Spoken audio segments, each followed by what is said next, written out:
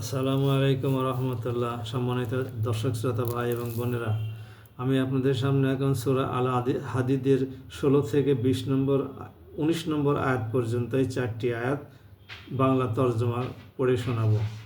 বিসমিল্লাহির রহমানির রহিম।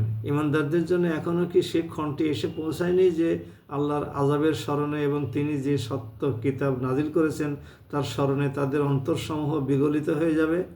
সে কখনোই তাদের মতো হবে না যাদের এর আগে কিতাব দেওয়া হয়েছিল, অতঃপর তাদের ওপর এক দীর্ঘকাল অতিবাহিত হয়ে গেল, ফলে তাদের মনও কঠিন হয়ে গেল।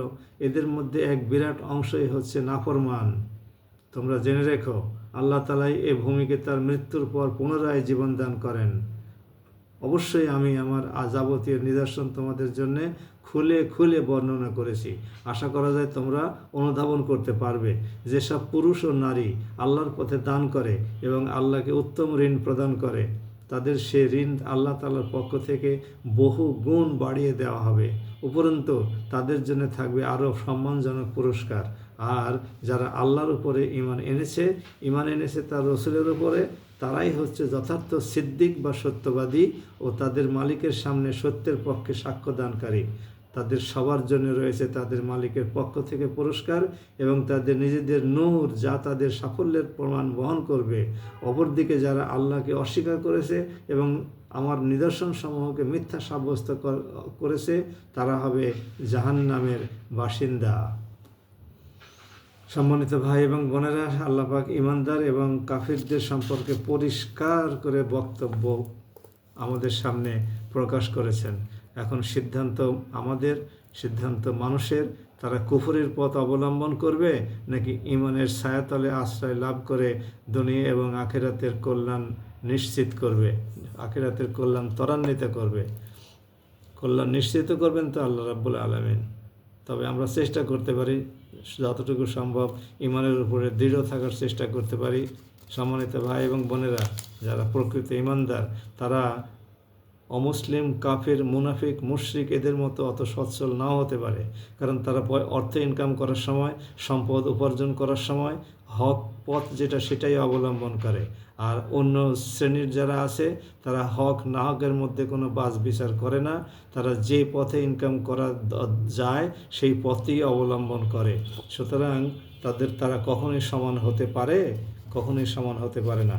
আসুন আমরা হক পন্থায় অর্থ উপার্জন করি এবং হক পন্থায় ব্যয় করি। আল্লাহকে উত্তম ঋণ মানে কর্জে হাসানা। আমরা কর্জে হাসানাটা খুব ভালো বুঝি, আর উত্তম ঋণ বললে পরে আমরা এটা ভালো বুঝি না।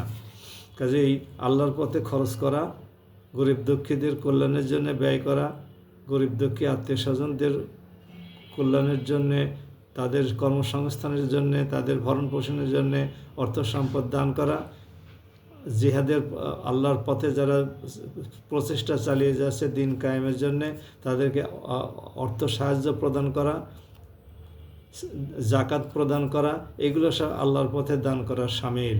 আরও অনেক পথ আছে যে সমস্ত পথগুলো উন্মুক্ত, আল্লাহর পথে দান করা যায়।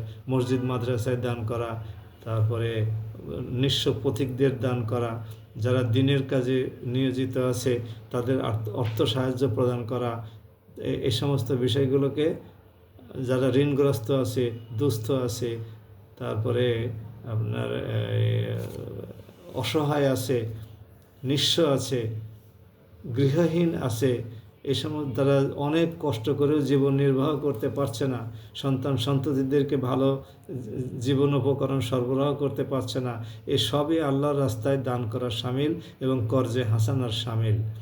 কর্জে হাসানার একটি বৈশিষ্ট্য হলো, আপনি যাকে ঋণ দেবেন, যাকে কর্জ দেবেন, সে যদি সেটা ফেরত না দেয় তাহলে ক্ষমা করে দিতে হবে।